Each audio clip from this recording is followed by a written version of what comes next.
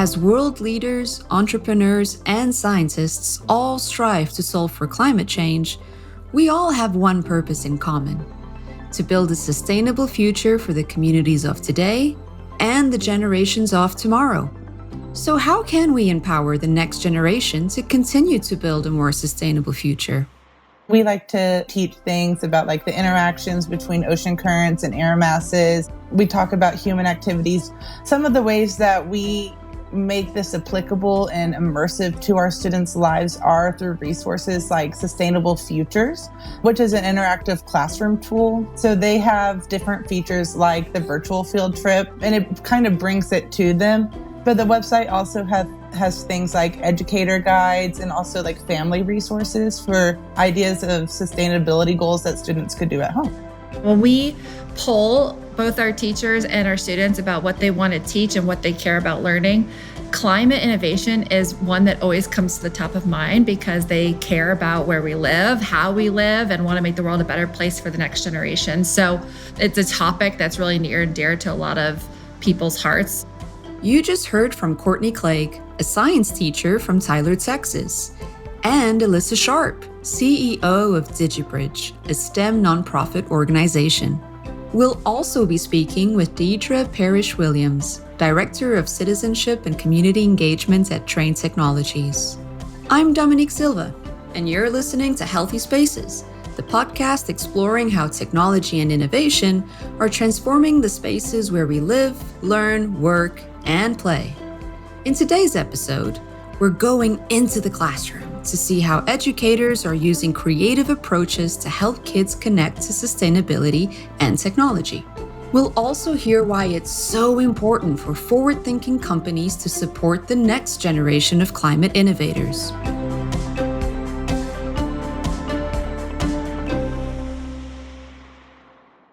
To start us off, we turn to Courtney, a science teacher in Texas who's been using a platform called Sustainable Futures to help engage her students on the topic of sustainability. I am an 8th grade physical science teacher from Tyler, Texas. Three Lakes Middle School is where I teach at. We have 6th, 7th, and 8th graders. I mostly work with 13 to 14-year-olds at that school. Last year, I was nominated by Tyler ISD for the Texas Incentive Allotment, which is a program run through the Texas Education Agency and Texas Tech University, where I received a designation as a recognized teacher by the state. So yeah, that's a little bit about me. Physical science teacher in Texas of 8th graders sounds like an almost impossible mission to me. So tell me, either you have special students or you have a special love for science with 8th graders. Tell me how you do it that gets you a congratulatory note and recognition like you got. Well, I think it's actually a combination of both. I have special students. I really love the kids that I get to work with on a yearly, day-to-day basis. But I also do really have a passion for teaching. Some of the strategies that I like to use, we do a lot of hands-on engagement with science.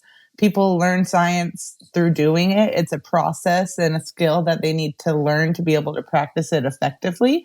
So I think getting as many hands-on opportunities as we can, I like to use those.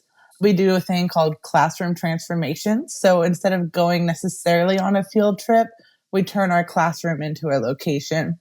And then we use a lot of engaging digital games and tools as well to keep kids interested. My students now have always grown up with technology around them. And so we have to constantly keep that as a tool to keep them engaged.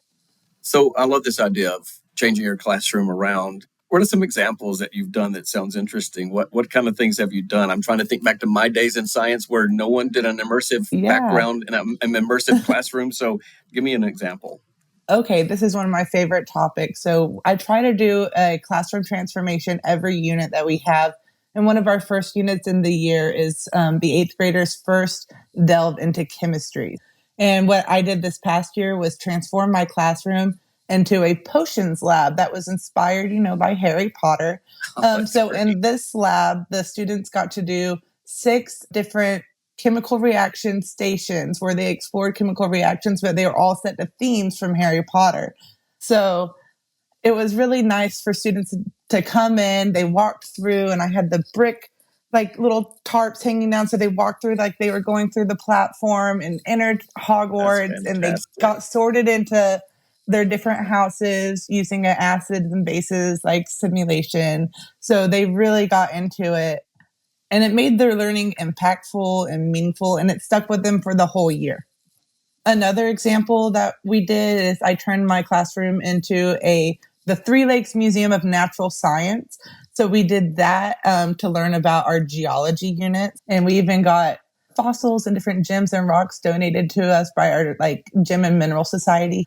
And it's really nice to have that community partnership with companies like that, and especially like Trane, that always reach out and help us so much with our education and with resources, that we're able to provide these opportunities for our students that let them really just dive in and, like I said, become immersed in their learning experience, because that's the things that they remember, not just rote memorization on a worksheet.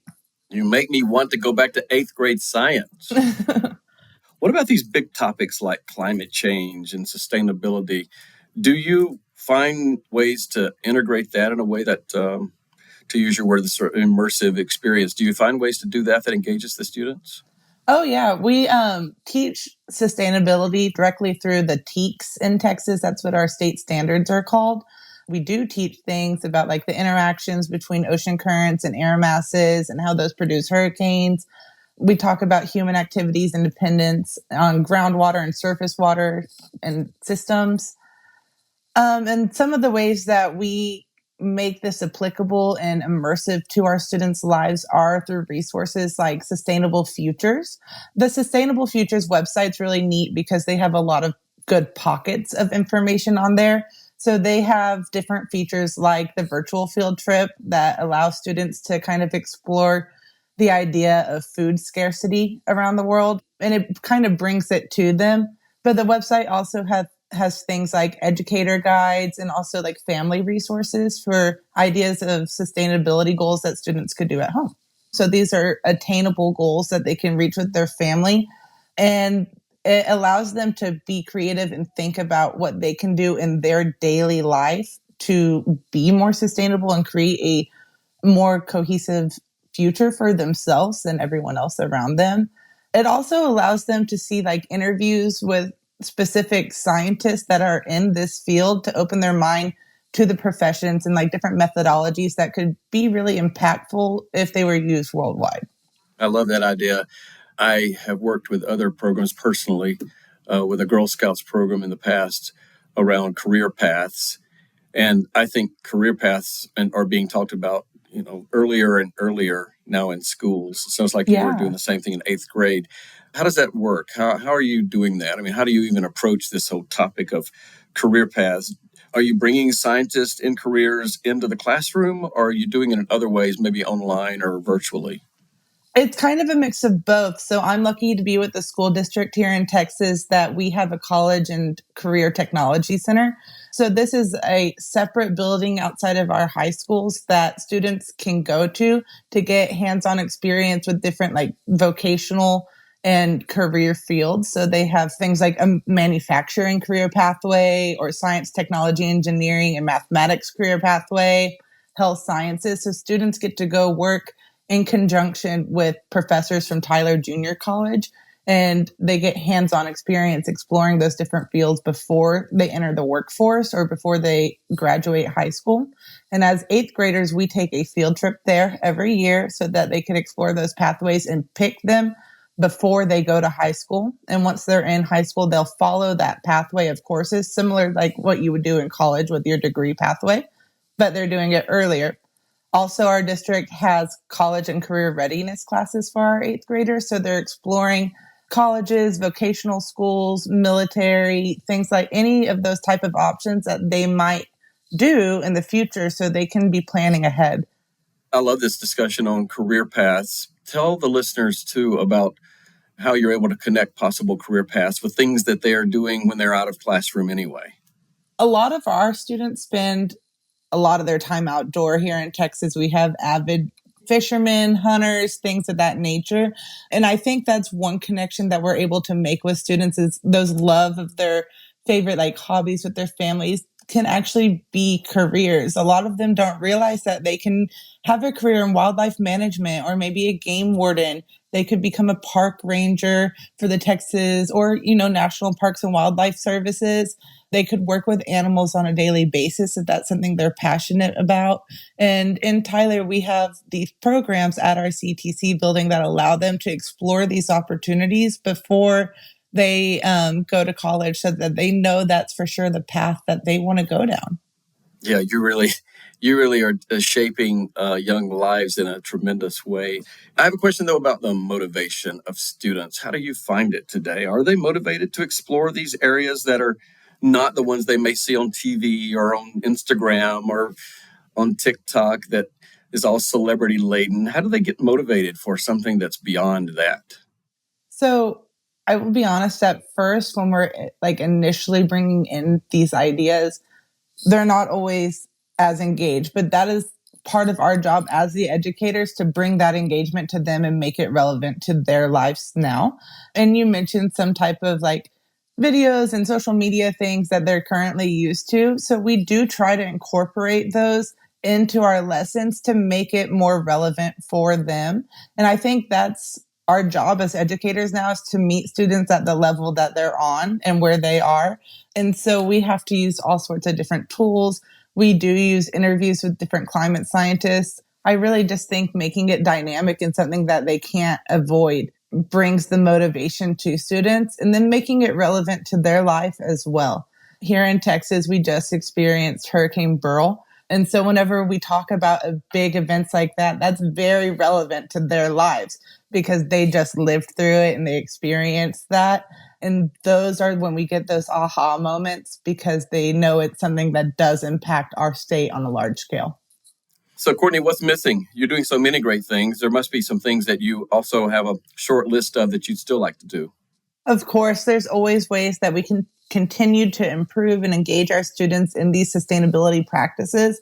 And I think bringing those practices to them at school where they spend most of their time would be the most effective way. So things like campus environmental clubs, where we're maybe adopting a street and doing cleanups, or recycling drives, or even community gardens and tree plantings, things of that nature would bring that relevancy back to our students and empower them to know that they can start making these changes right now. And speaking of empowering kids, we now turn to Alyssa to find out how DigiBridge is developing resources for schools to help younger generations pursue their passion for STEM careers. First, we find out how Alyssa came to be the CEO of DigiBridge. So I was in the classroom for several years. I taught elementary school, and I have since transitioned to nonprofit leadership, still in the education realm. So I really keep education as one of my passions and core values. And, it just looks a little bit different now through nonprofit leadership. So I'm the CEO of DigiBridge. It's a STEAM organization that supports students in exploring and building interest and persistence in science, technology, engineering, arts, and math. And we're in the business of creating the next generation of STEAM leaders. And I get to work with kindergarten through 8th grade students and their teachers on preparing them more for the future by building their capacity, their interests, and their content knowledge in various STEAM subjects.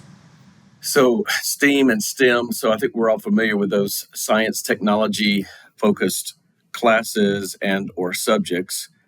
But you're going a bit deeper and I think a bit more innovative, right? I think you also are partnering with a lot of innovative teachers. I mean, Trane Technologies is a company that's really looking for and partnering with climate innovators, whether that's a small startup company or whether it's trying to find great employees to attract and retain. You're sort of on the early side of that pipeline of potentially future climate innovators. And so tell me about how you find innovative teachers to work with you in the school system and do the things you do at DigiBridge. When we poll both our teachers and our students about what they want to teach and what they care about learning, climate innovation is one that always comes to the top of mind because they care about where we live, how we live, and want to make the world a better place for the next generation. So it's a topic that's really near and dear to a lot of people's hearts. we're really fortunate that we get to work with amazing educators, and they're not hard to find. Most teachers are very innovative because they have to make a lot out of a little, whether that's supplies or curriculum. So we like to find teachers that are really at the cutting edge of blending best practice teaching strategies with content that's more fresh, more innovative, more cutting edge.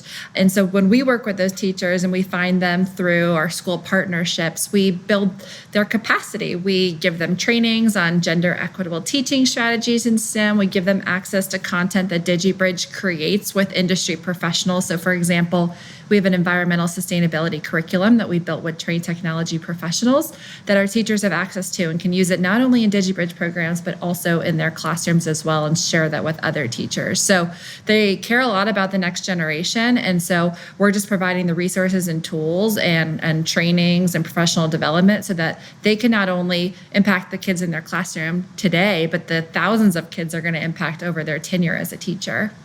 Yeah, that's great. Part of what you just mentioned is how you're interweaving a lot of things in a curriculum. But of course, the students don't think about curriculum.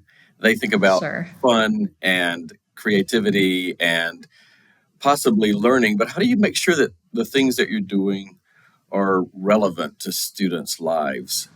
So we are a community organizing organization, which means we start with the ground up. So we really make sure that we are talking to our students. We have focus groups. What do you care about? What do you want to learn? How do you want to learn?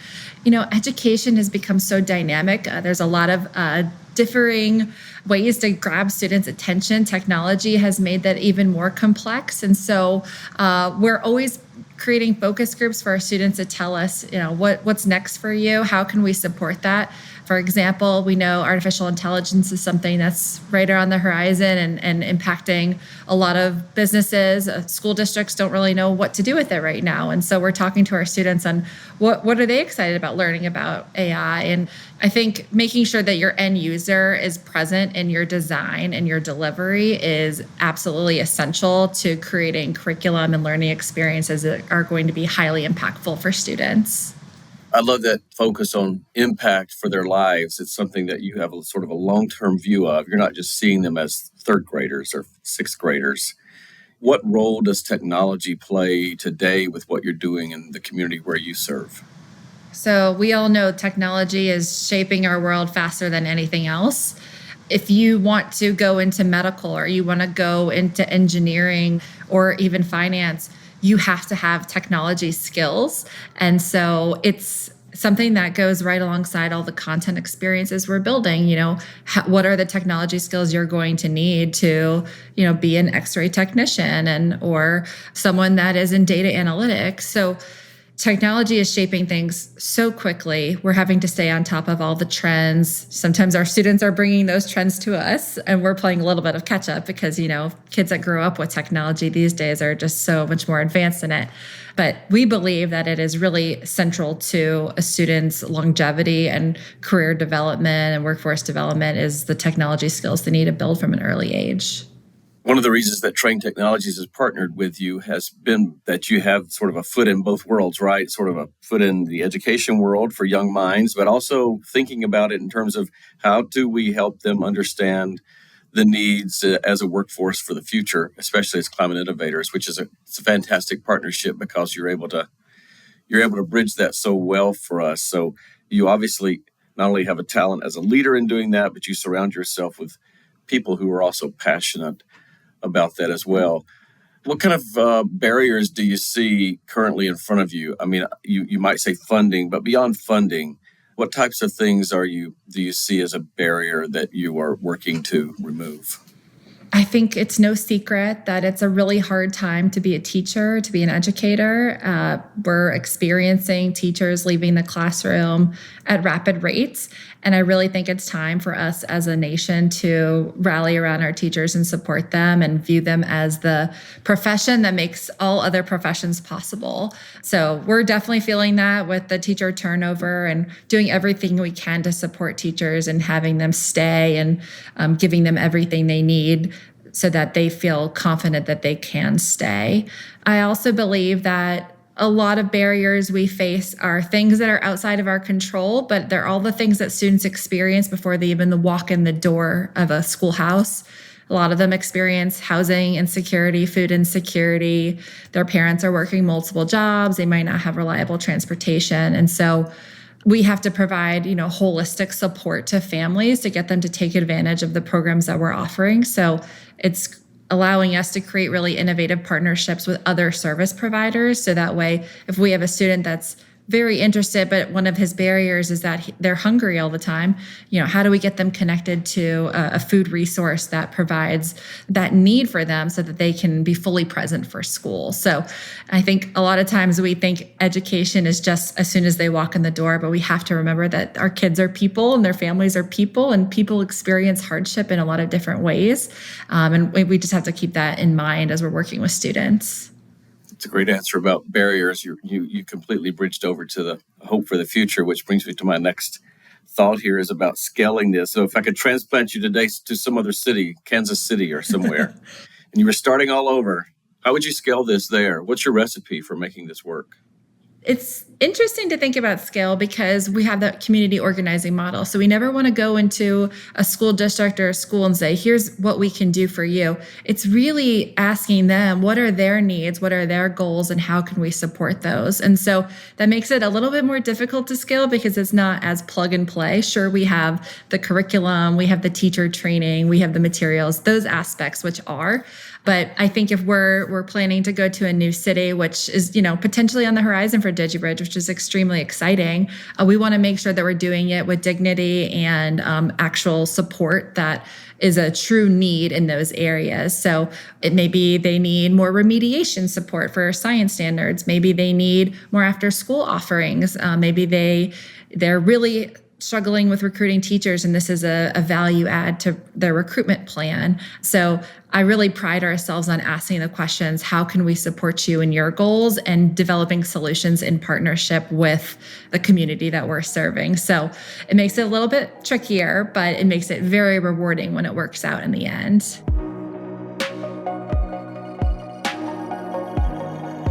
And now it's Deidra's turn to ask those same questions.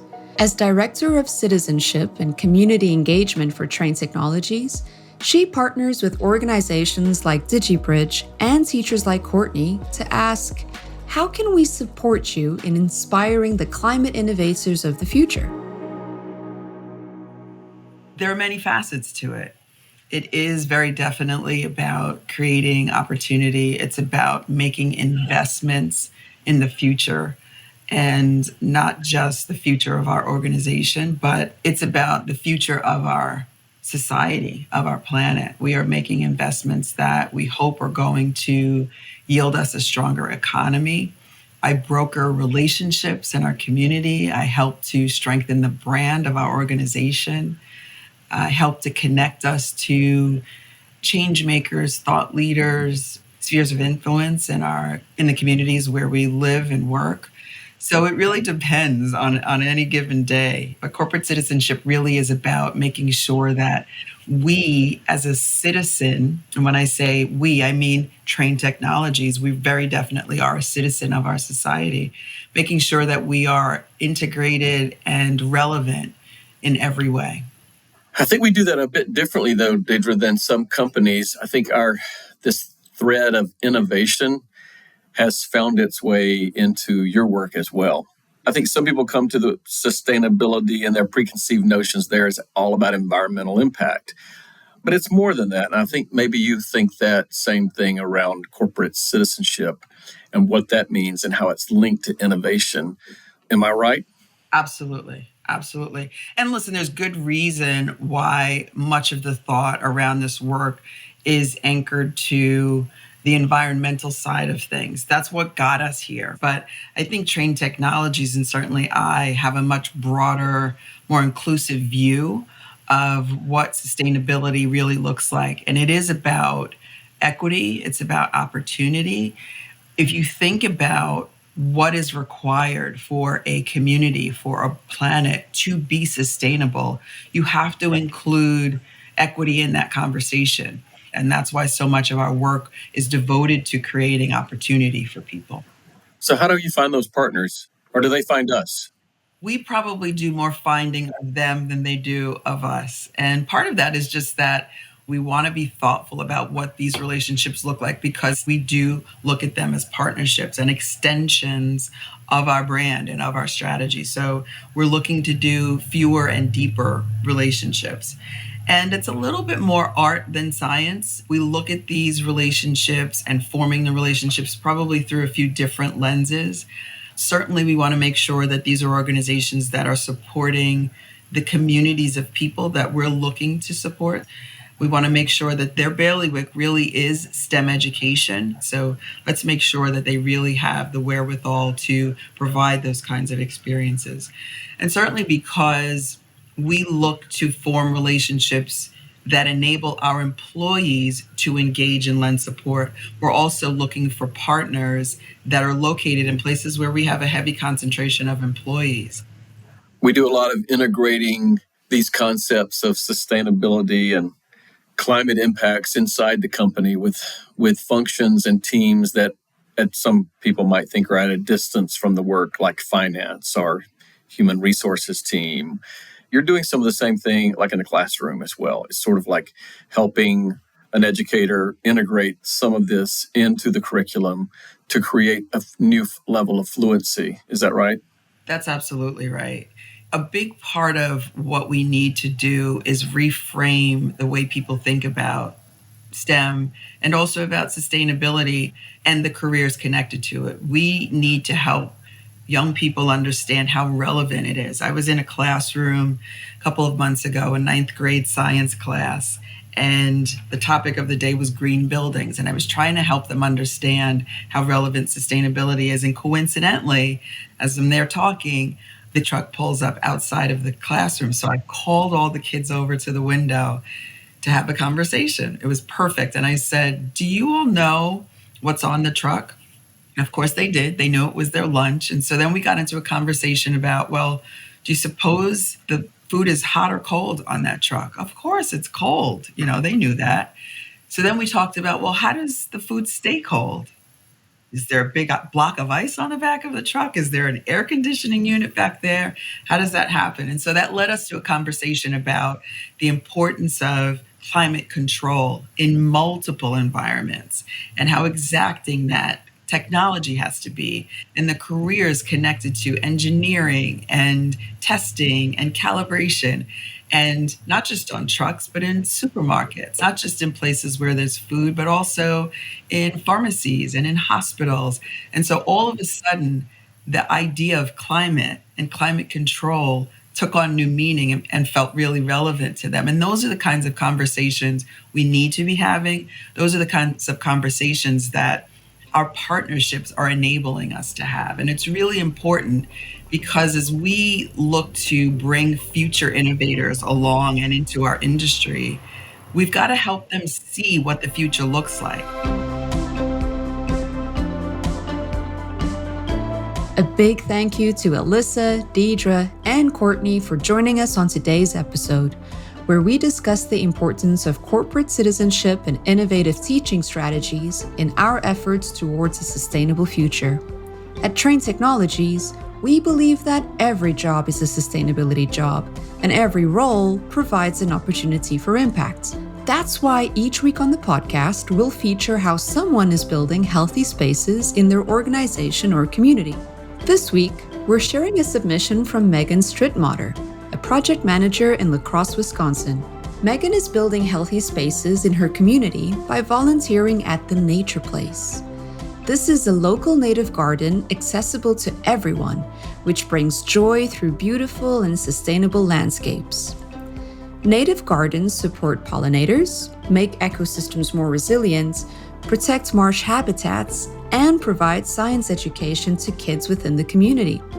Megan, thank you for your work in truly creating healthy and beautiful spaces in our community. Would you like to share how you're building healthy spaces too? To share your story, visit us at tranetechnologies.com/Healthy Spaces Podcast. Thank you for listening in to the Healthy Spaces Podcast, where we explore how climate technology and innovation are transforming the spaces where we live, work, learn, and play. If you want to find out more about our conversation today, make sure you check out the show notes and remember to rate and review us in your favorite podcast app. That's it for today's episode. We'll see you next time.